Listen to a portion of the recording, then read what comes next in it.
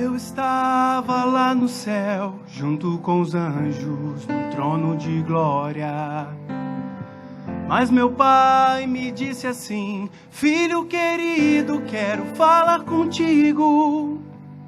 Você vai ter que descer para a terra para salvar o mundo. Porque eu te amei, uma cruz pesada carreguei. Porque eu te amei, a morte eu também enfrentei. Porque eu te amei, mesmo sem você me amar.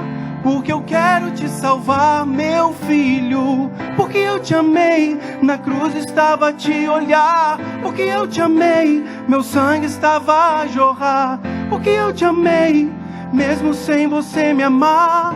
Porque eu quero te salvar, meu filho. Eu estava lá no céu, junto com os anjos, trono de glória.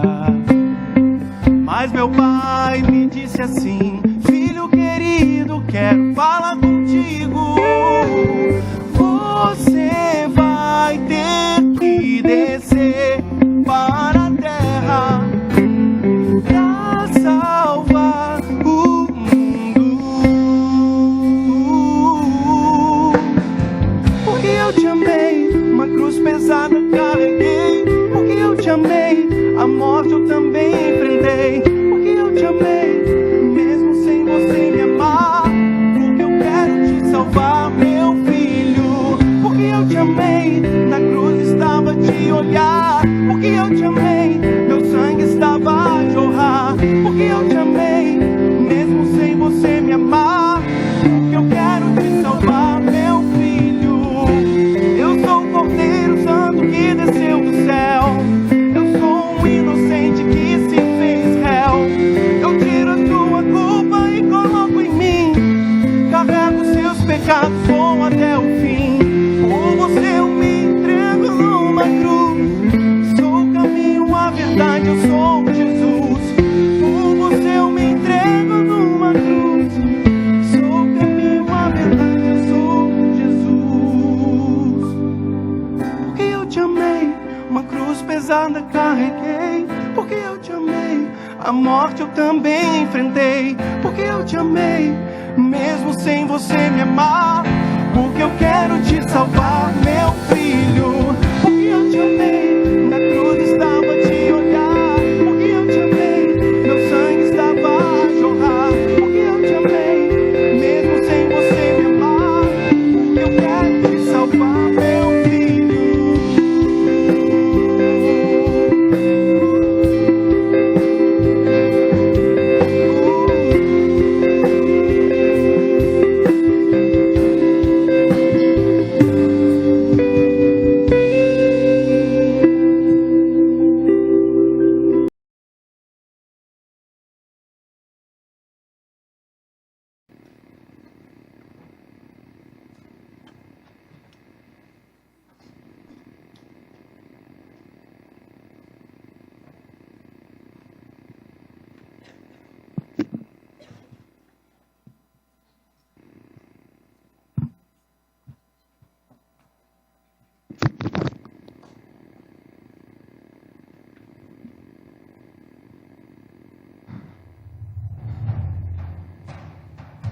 É sexta-feira.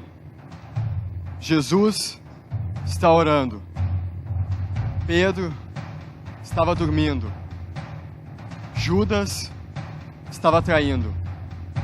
Mas o domingo estava chegando. É sexta-feira. Pilatos reluta. O sinédrio conspira. A multidão escarnece. Mas domingo estava chegando. É sexta-feira, os discípulos correm como ovelhas sem pastor.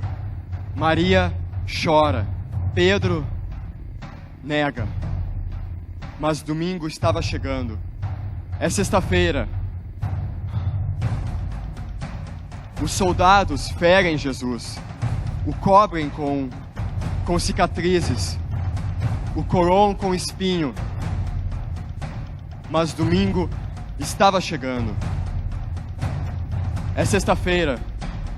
Jesus caminha pelo Calvário. O seu espírito está oprimido, o seu corpo tropeça. Mas o glorioso domingo estava quase ali, estava chegando. É sexta-feira. A vitória nesse momento é das trevas. As pessoas pecam e o mal sorri. É sexta-feira. Os soldados pregam as mãos e os pés de Jesus. O suspendem ao lado de dois criminosos. Mas domingo estava chegando. É sexta-feira. Os discípulos se perguntam: aonde está o meu rei? Os fariseus celebram, porque aparentemente o plano deles deu certo. Mas domingo estava por vir. Domingo estava chegando. É sexta-feira. Jesus está sozinho, abandonado. Quem poderia salvá-lo? Mas domingo estava chegando. É sexta-feira. A terra estremeceu, o céu escureceu. A morte triunfou, o pecado venceu. Os soldados montaram guarda, Jesus estava morto e a pedra fechou o sepulcro. Mas era apenas sexta-feira. Domingo estava chegando. No Getsêmani, Jesus falou aos discípulos: orem, orem para que não caiam em tentação. Qual era essa tentação? A tentação de pecar e acreditar que toda aquela história acabou nos pregos e na cruz. Quando os soldados vieram prender Jesus, Jesus disse: esta é a sua hora, a sua hora, a hora que as trevas reinam. 2000 anos depois, o convite permanece. Orem, orem para que não caiam em tentação, não pequem, não fujam. A hora das trevas passa, o Senhor está voltando. Amados, essa é a sua hora.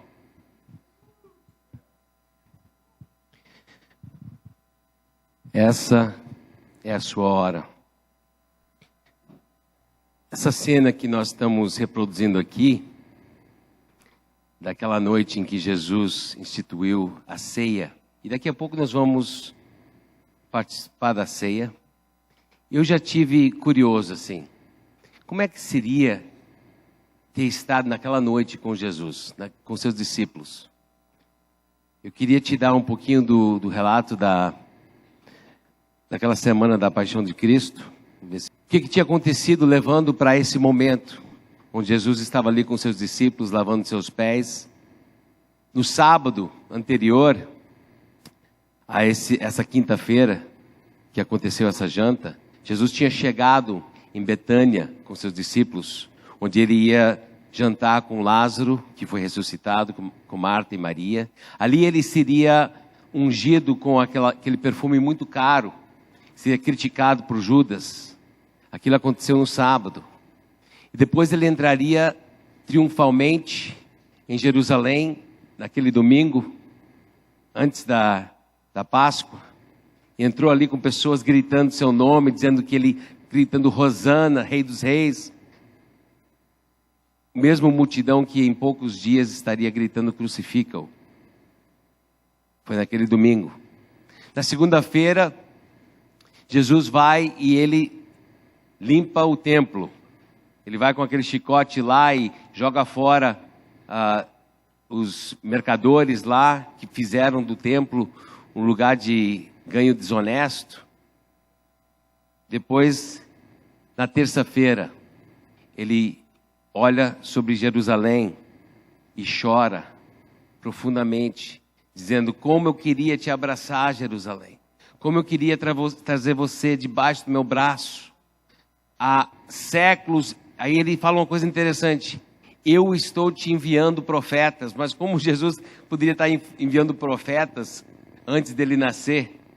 Ali é uma dos textos onde ele Ele mostra a sua divindade há séculos. Estou diante de todas as eras, te mandando testemunhos, e você tem rejeitado esses testemunhos e tem os matado.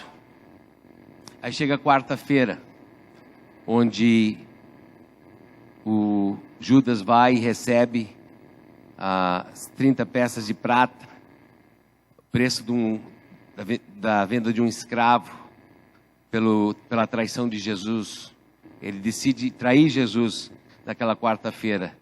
Então, na quinta, onde se monta essa cena que nós estamos aqui, Jesus manda seus discípulos prepararem a mesa, prepararem o local de passar a Páscoa. Naquela quinta-feira, Jesus entra ali, lava os pés do discípulo. Depois ele institui a ceia. Nesse momento, é um pouquinho antes de eles saírem para Getsemane, onde Jesus será preso, e depois, na sexta-feira, ele vai ser negado na madrugada por Pedro, julgado em várias instâncias, e depois crucificado e levado a um túmulo. Essa é a linha de tempo da semana da Páscoa. Sábado ele fica no túmulo morto, e celebramos hoje, domingo, a ressurreição. Eu queria focar agora nessa parte de quinta-feira, onde Jesus estava lavando os pés dos discípulos. E o que é impressionante é que Jesus, ele teve que lidar naquele dia com o pessoal argumentando, tipo, se empurrando na mesa. Imagina o pessoal brigando. Enquanto ele lavava os pés como servo, ensinava, eles estavam argumentando sobre qual deles era o maior do reino de Deus.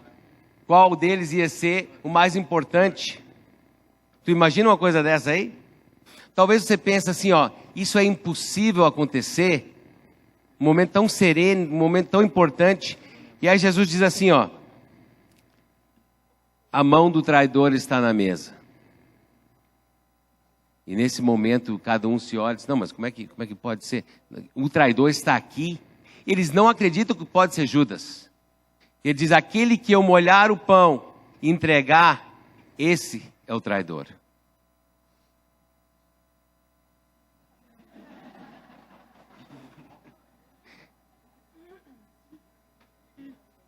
O Judas sai nesse momento e Jesus diz para ele, olha, o que você vai fazer, faça rápido. Sabe uma coisa interessante, que talvez nos pode dar uma pequena visão de por que eles conseguiriam brigar naquele momento? Satanás estava presente. Diz aqui que Satanás entrou em Judas naquele instante. E ele saiu. Então, houve a ceia e depois Getsemane. No Getsemane foi que meu Jesus orou, se entregando ao Pai mais uma vez.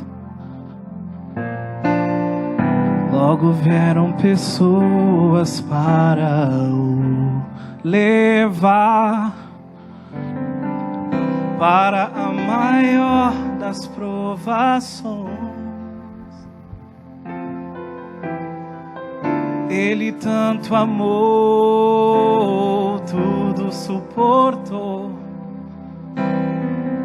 Ele carregou a nossa cruz. Oh, ver os cravos nas mãos, seu corpo a sofrer, naqueles momentos de dor. Ver o mestre a chorar, e foi por você que ele mostrou tanto amor.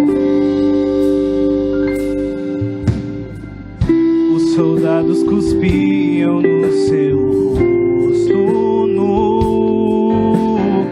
Posso ouvir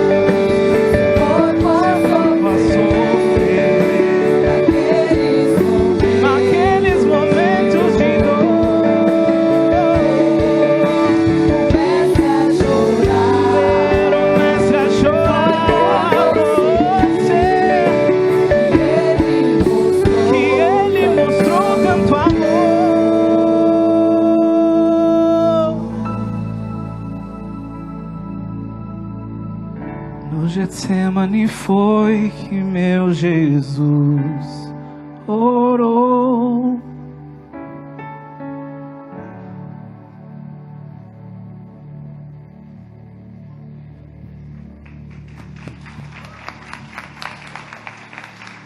Deus, nós queremos te oferecer esse momento de ceia, Deus. Queremos te oferecer isso como nossa maneira de lembrar o que você fez por nós na Páscoa. Obrigado, Deus, obrigado. Quando a gente estava preparando o momento da mesa ali, ilustrativo, do momento em que Jesus lavou os pés dos discípulos e instituiu a ceia, eu estava tentando decidir onde é que eu ia ficar na mesa. Onde é que eu vou ficar? Tá, eu vou ficar. Aí caiu a ficha. Não, eu tenho que ser o Judas. Sabe por quê? Porque eu já traí Jesus tantas vezes na minha vida. Eu sei quem eu sou ali naquela mesa. Não sei se você já viu isso. A mensagem da Páscoa ela é forte e ela é tão poderosa porque Jesus lavou os pés daquele que o traiu também. E quantas vezes na minha vida eu tenho sido a pessoa que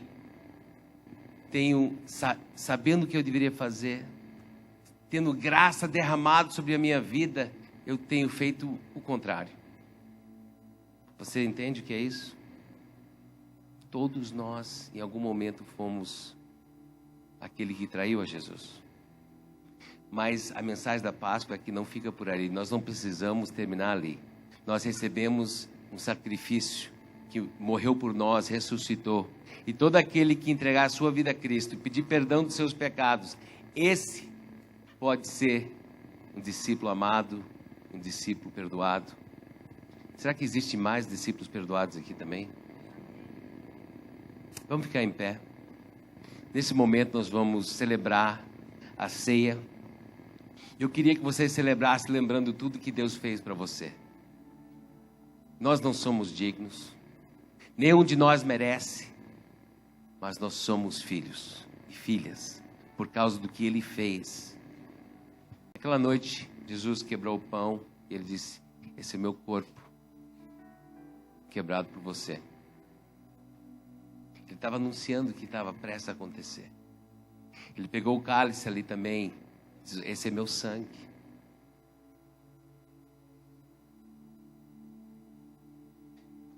Esse pão e esse suco de uva não salva ninguém.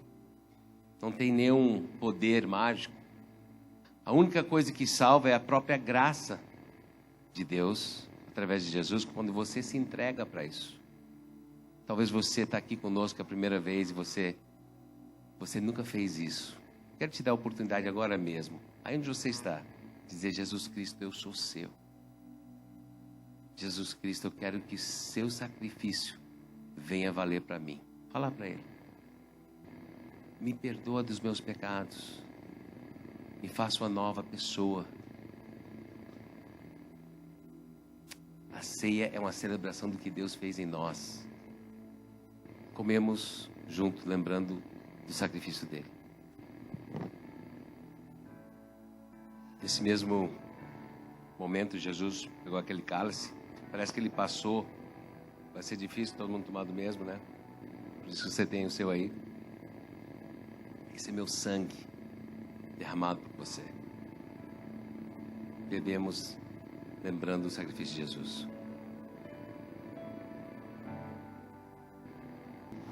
A gente viu ali na quinta-feira, quando Jesus lavou os pés e instituiu a ceia. Depois ele sai dali e vai para o jardim de Getsemane. Nesse jardim, você pode ler no livro de João, capítulos 15 a 17. Nesse jardim, Jesus ora, na ida para lá, ele ora para os seus discípulos. Ele ora para nós, ele ora para aqueles que virão por causa dos seus discípulos. Ele lembra de nós 2000 anos antes da gente nascer. Ele ora por a gente. Depois ele vai lá e ele está preparando o coração dele para tudo que vai acontecer. Ele pede para os seus discípulos orarem também. Só que os discípulos são mais ou menos como nós. Eles ficaram cansados e dormiram. Para a gente entender tudo o que aconteceu naquela noite, na semana da Páscoa, precisamos voltar um pouquinho. Vamos voltar a 33 anos, quando Jesus apareceu na terra. Diz em Gálatas que, mas quando chegou a plenitude do tempo. O que está dizendo isso é que, desde o início da criação, desde a queda de Adão e Eva, desde a entrada de pecado no mundo, precisávamos de um Salvador, aquele que viria pisar na cabeça do serpente. E Deus foi desenrolando sua história na história humana. Muitos capítulos do Velho Testamento são quase incompreensíveis, a violência daquele capítulo. E você não vai conseguir enxergar Deus de graça ali. Parece que não tem graça, mas sabe o que é? Deus está preparando o terreno para mostrar que Ele é um Deus justo, que Ele é um Deus, o único Deus. Não adianta ir contra Ele. E pessoas que se colocam contra Deus ou no caminho do plano de Deus, eles são atropelados pelo plano de Deus no Velho Testamento. Mas no plenitude do tempo, então Deus enviou seu Filho, nascido de mulher, nascido debaixo da lei. Ele veio de dentro de toda aquela dor e tudo que era a lei impossível de viver, só condenava, a fim de redimir os que estavam sob a lei. Ele veio salvar a gente. Deus disse que no tempo, houve um tempo certo, plenitude do tempo. E dentro desse plenitude do tempo, houve a hora certa também.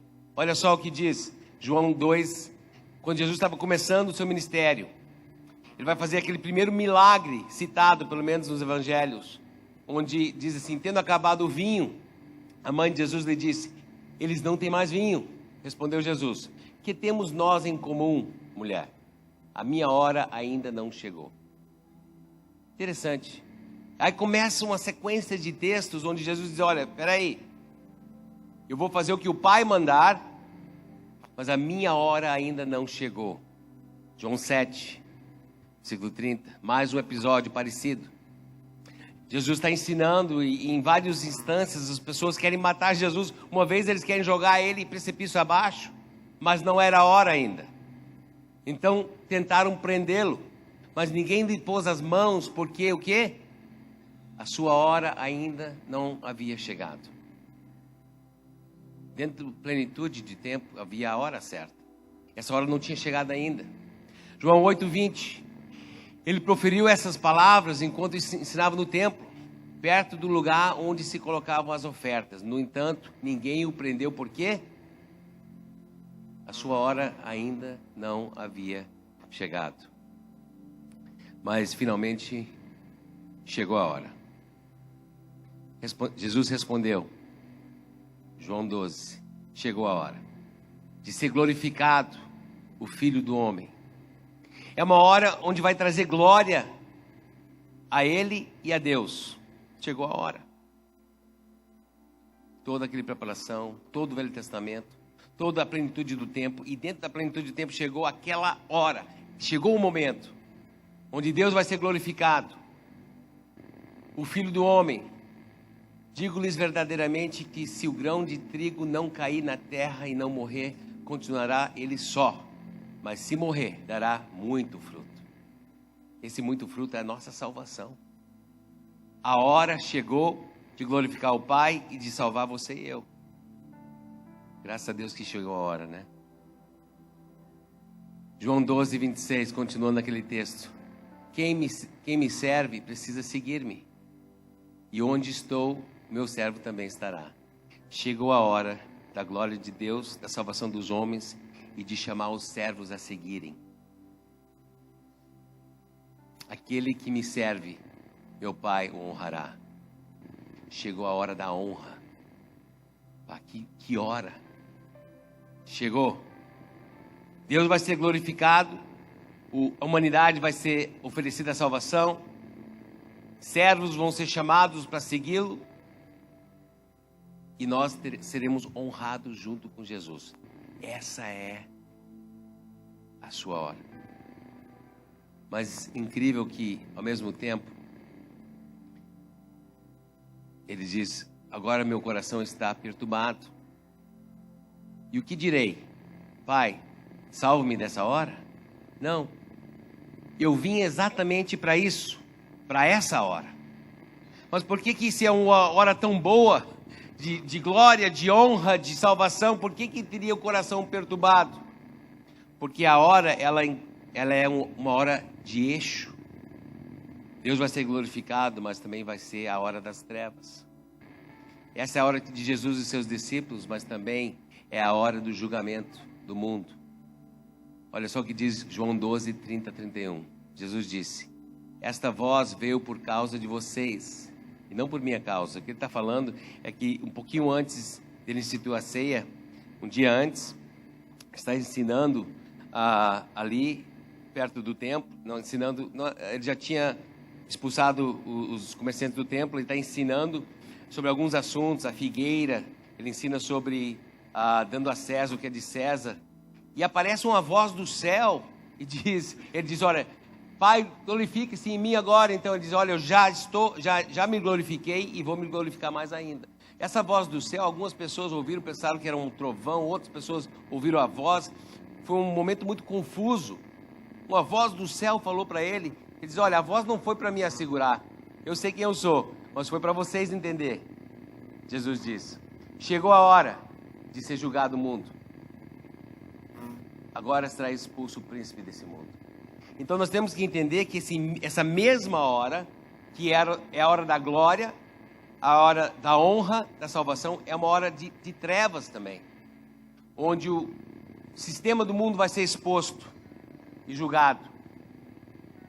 Em Lucas 22, quando se levantou na oração e voltou aos discípulos, Jesus está ali naquele jardim, orando por causa da hora havia chegado. Ele acha os discípulos ali dormindo, dominados pela tristeza. Por que estão dormindo? Porque eles, perguntou-lhes, levanta-se e orem para que vocês não caem em tentação. Mesmo sendo uma hora de glória, de honra, era uma hora de julgamento e de tentação. Não só isso, mas olha só, seguindo o mesmo texto, Lucas 22. Então Jesus disse aos chefes dos sacerdotes, aos oficiais do templo e aos líderes religiosos, justamente as pessoas que estavam nas posições para procurar um Messias e levantar o nome de Jesus, esses incoerentes vieram prendê-lo. A hora da incoerência. Ele disse, o que vocês... ele falou para eles que tinham vindo procurá-los, estou eu chefiando alguma rebelião? Se vocês estão loucos, eu estava com vocês todos os dias no templo, por que vocês vêm de noite me prender como se eu fosse um ladrão? A hora que é a hora da glória de Deus é também dos incoerentes, da tentação, da traição. Judas também estava ali. E para eles ele diz essa frase, que eu quero trazer como central da nossa conversa aqui hoje. Mas esta é a hora de vocês, quando as trevas reinam. Pode ser a mesma hora. Deus esperou séculos, milênios para chegar a hora. E ela justamente é uma hora de salvação e uma hora de perdição. É uma hora de honra e de trevas. A mesma hora. Como é que pode ser a mesma coisa, o mesmo momento? Mas não é a primeira vez. Essa é a hora de Jesus e seus discípulos, mas também de Judas e dos religiosos. Isso já aconteceu algumas vezes antes na palavra de Deus. Se lembra quando a história de Noé é falado? Quando Pedro lembra a história de Noé, ele diz o seguinte: quando Deus esperava pacientemente nos dias de Noé, enquanto a arca era construída, nela apenas algumas pessoas, a saber 8, foram salvos por meio da água. Salvos pela água? Como é que a água, que eu me lembro, a água veio e matou todo mundo? Mas o texto aqui em Pedro, ela diz assim, ó, a mesma água que acabou com o mundo, levantou a arca, separando a arca da destruição, então a mesma água matou o mundo e salvou 8. Interessante, né? É como se fosse aquela hora. A mesma hora que é de glória para alguns, é de traição para outros. Qual foi a diferença? Simples. Quem entrou na arca, a água salvou eles. Quem não entrou, aquela era a hora de ser destruído.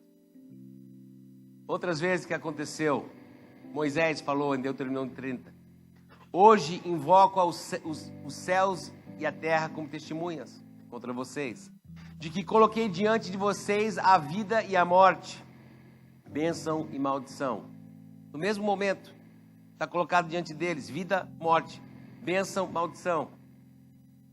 Qual a diferença? Um convite, escolha vida, para que vocês, os seus filhos, vivam.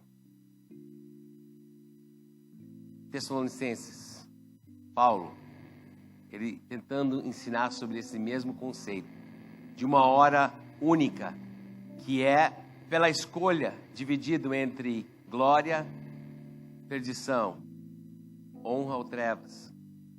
Ele diz assim, capítulo 1, versículo 9 e 10, eles sofrerão a pena. Quem são eles? Se ler um pouquinho antes, vai ver as pessoas que desobedecem o evangelho de Jesus, as pessoas que não aceitam a história da Páscoa.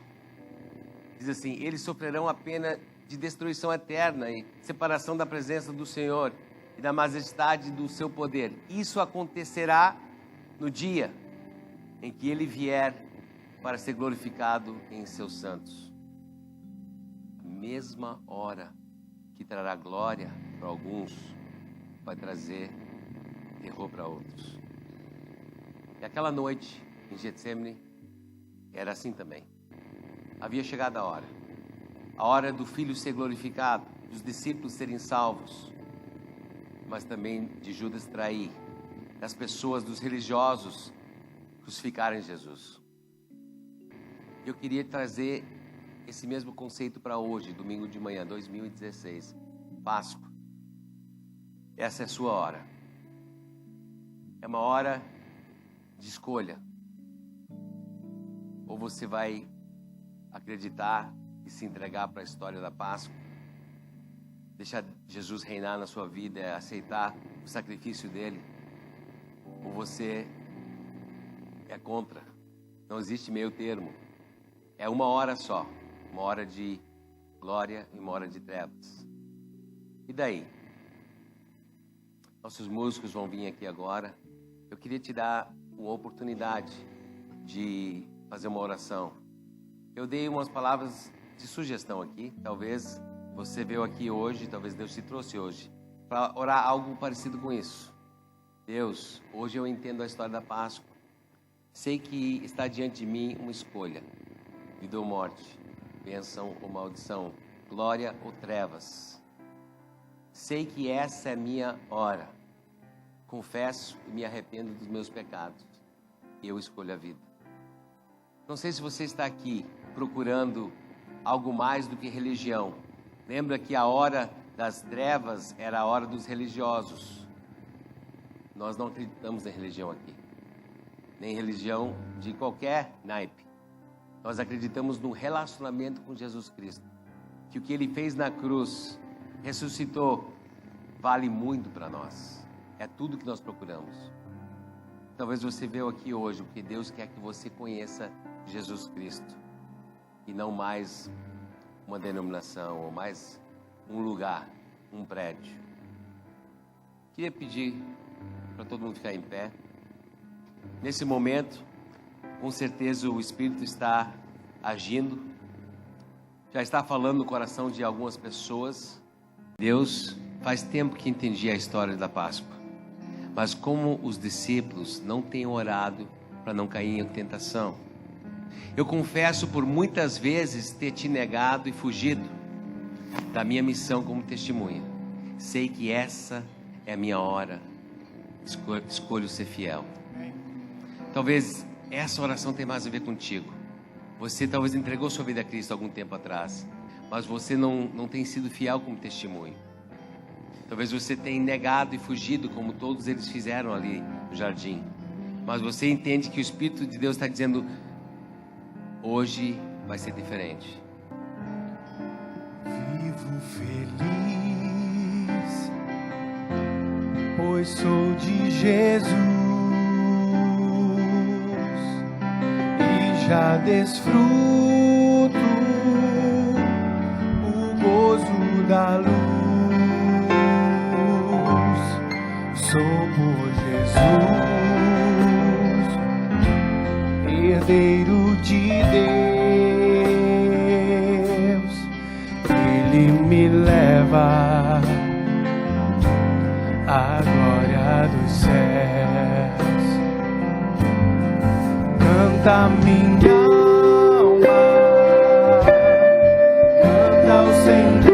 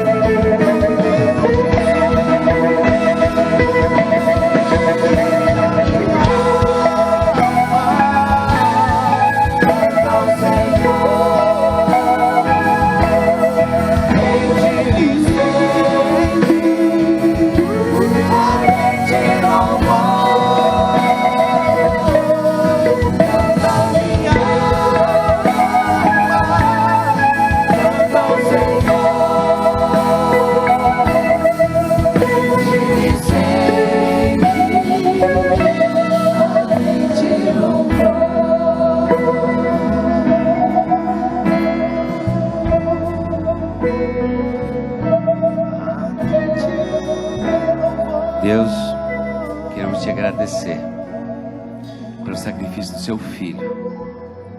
Lembramos hoje porque é Páscoa, mas você nos salvou para amanhã, para o dia seguinte. Que nós possamos acordar cada dia dessa semana e dizer: essa é a sua hora. E sair dali para te obedecer, para te seguir naquele dia. Vocês poderiam se comprometer comigo para essa semana, quando você acordar em oração, dizer: Deus, eu sei que essa é a minha hora. Eu vou te servir hoje. Eu vou te servir hoje. Quem pode? Quem está comigo? Vão e tenham uma ótima Páscoa. Abraça a família. Deus te abençoe.